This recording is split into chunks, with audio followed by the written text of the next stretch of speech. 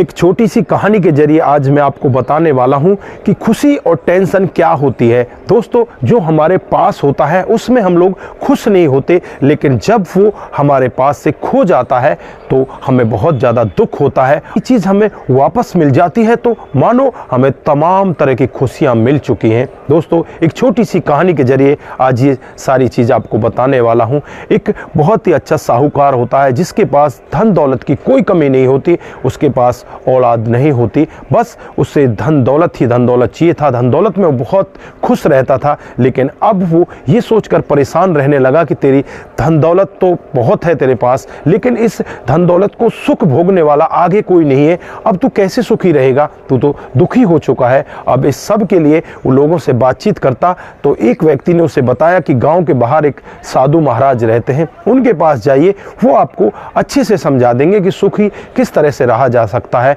दोस्तों, अब ये पूरा धन अपना इकट्ठा करके एक बैलगाड़ी में रखता है और बैलगाड़ी को लेकर एक बोरे में भरकर धन को सीधा उस साधु महाराज के पास पहुंच जाता है और साधु महाराज से हाथ जोड़कर कहने लगता है कि साधु महाराज, ये लो, मेरा सारा का सारा धन मैं लेकर आ गया हूँ, मुझे बस ये बता दीजिए कि मैं आगे खुश कैसे रहूँगा, इस धन को भोगने वाला कौन होगा। दोस्तों, यहाँ पर साधु महाराज एकदम से उस बोरे को लेकर वहाँ से भागने लगते हैं। अब यहाँ पर जो साहूकार होता है वो सोच में पड़ जाता है कि तू तो यार लुट चुका। साधु महाराज से तू किस तरह की बात को लेकर इनके पास आया था? क्या तू इनसे ग्रहण करना चाहता था? लेकिन ये तो तेरा धन ही लेकर भाग गए, अब तू बर्बाद हो गया। अब साहूकार साधु महाराज के पीछे भागने लगता है। साधु महाराज गाँव की हर एक गली से वाकिफ थे, क्योंकि वहाँ से वो भिक्षा लिया करते थे। वो गली से इस गली से दूसरी गली और उस दूसरी से तीसरी गली, इसी तरह से वो निकल कर जा रहे थे। अब यहाँ पर जो साहूकार होता है उनके पीछे पीछे दौड़ने लगता है, वो भी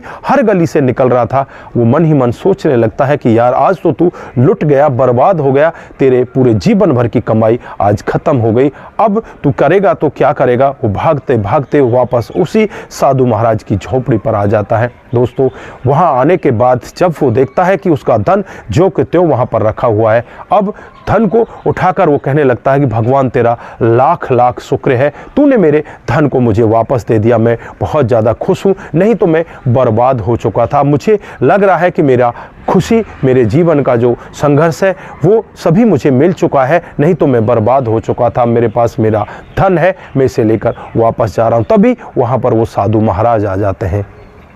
साधु महाराज को देखते ही ये पूछने लगता है कि तुम मेरे धन को लेकर क्यों भगे थे? तो यहाँ पर वो साधु महाराज इससे कहने लगते हैं कि तुम्हें खुशी चाहिए थी ना, कि खुशी कैसे मिलेगी, तो तुम्हें यहाँ पर खुशी मिल चुकी है। अब तुम इसे लेकर अपने घर चले जाओ, नहीं तो मैं दोबारा से इसे लेकर भाग जाऊँगा। दोस्तों, एक छोटी सी कहानी आपको ये शिक्षा देकर जाती है कि जो हमारे पास है उसमें हम लोग खुश नहीं हैं, हम आगे की खुशी ढूंढ रहे हैं, लेकिन जब वो हमारे पास से चला जाता है तो हमें उसका एहसास होता है कि ये खुशी तो हमारे पास थी ही, लेकिन हम क्यों परेशान हो रहे थे। जब वो वापस आती है तो हमें कितनी ज़्यादा खुशी मिलती है। तो दोस्तों, हमेशा जो है उसमें खुश रहना सीखिए और अपने जीवन को इस तरह से बर्बाद मत करिए।